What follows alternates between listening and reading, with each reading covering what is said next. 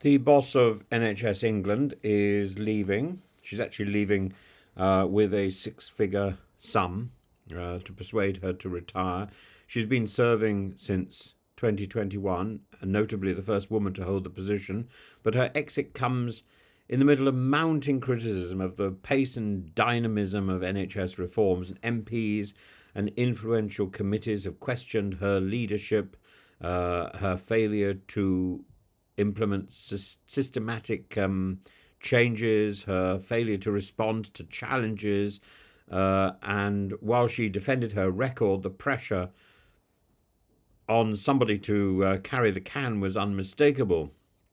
And I think I think the leadership she has provided has been second rate.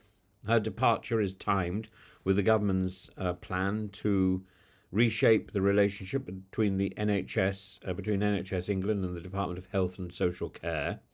And the Health Secretary, Wes Streeting, has emphasised that a new relationship is needed to drive the urgent reforms demanded by patients and the public, particularly as the service grapples with backlogs and a record number of missed appointments.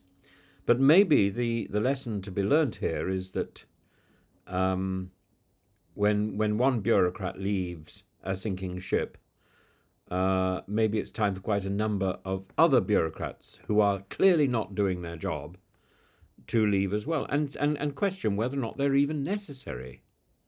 So James Mackey, a seasoned trust chief with intimate knowledge of the NHS, has been tapped as the interim chief executive. His mandate is clear: to implement radical change that aligns with the government's reform agenda.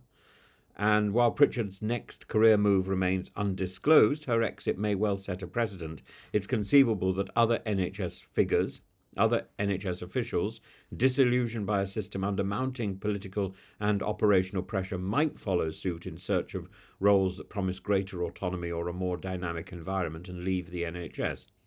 But her resignation isn't just the departure of an individual, it could herald a broader shift within NHS bureaucracy, where fresh leadership and reformed accountability structures become imperative to achieve any form of future success.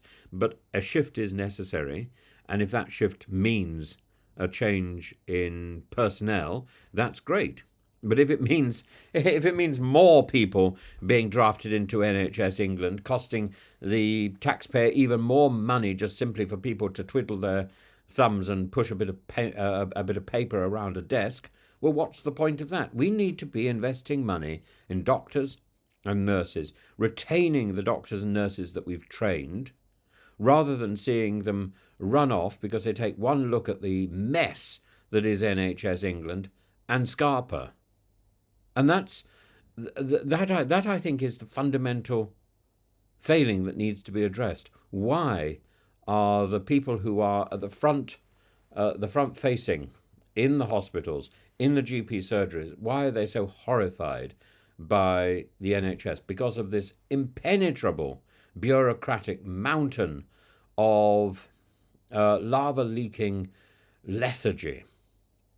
But believe me, I'm speaking from a position of some knowledge, and I'm always horrified. I'm continually horrified by what I read, by what I see, by what I experience in the NHS, and I personally, I don't trust it any longer. I don't trust the paperwork I receive, which is often faulty or tardy, to the point where it is dangerous.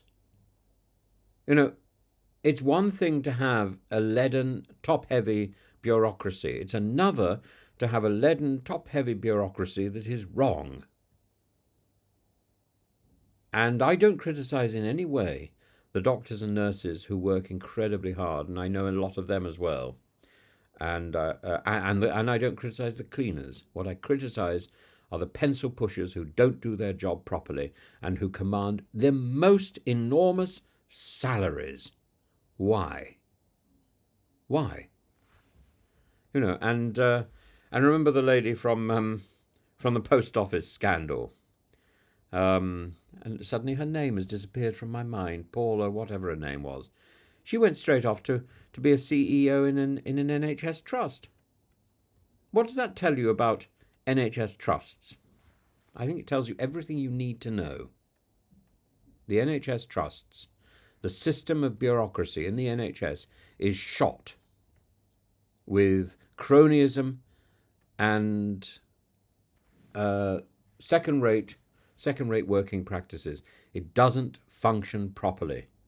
It needs a root and branch reform if the NHS is going to survive in any form at all. And I think it needs a clear out. I think it needs to be trimmed down. Let's say root and branch.